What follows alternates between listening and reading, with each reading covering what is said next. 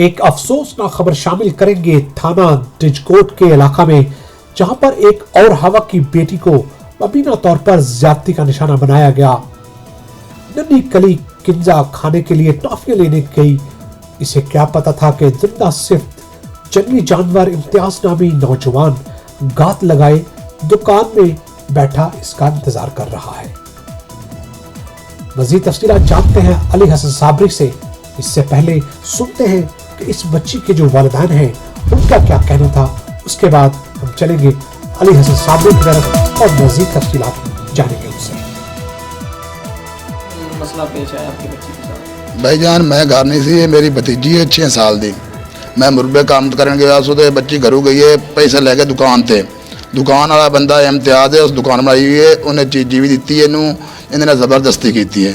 मेरी यह अपने अफसरान दे कोई तमाश है कि सरेआम फांसी दी जाए ता मैं उनसे राजी हाँ। तो बच्ची कहाँ से मिली आपको? बच्ची हम उसको उनकी दुकान से मिली, उनके सिस्टर के घर से मिली।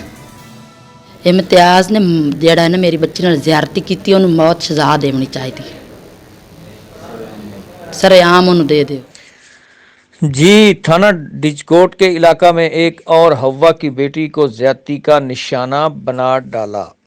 ये वाक़या चक नंबर 249 गावे बलोचवाला में इस वक्त पेश आया जब नन्ही कली किंजा अपने खाने के लिए टॉफियां लेने गई।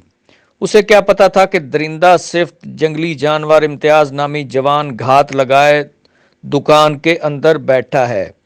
दरिंदा सिफ्त मुबैना मुलजिम इम्तियाज ने 8 साला बच्ची किंजा दुख्तर नासिर को ज्यादती का निशाना बना डाला। बच्ची का शोर सुनकर गांव के लोग जमा हो गए। गांव के लोग मुलजिम इम्तियाज को पकड़कर पुलिस के हवाले कर दिया। थाना डिजकोट की पुलिस का कहना है कि मुलजिम इम्तियाज ने नन्ही कली किंजा के साथ ज्यादती करने का एतराफ़ करते हुए अपना जुर्म कबूल कर लिया है। जी।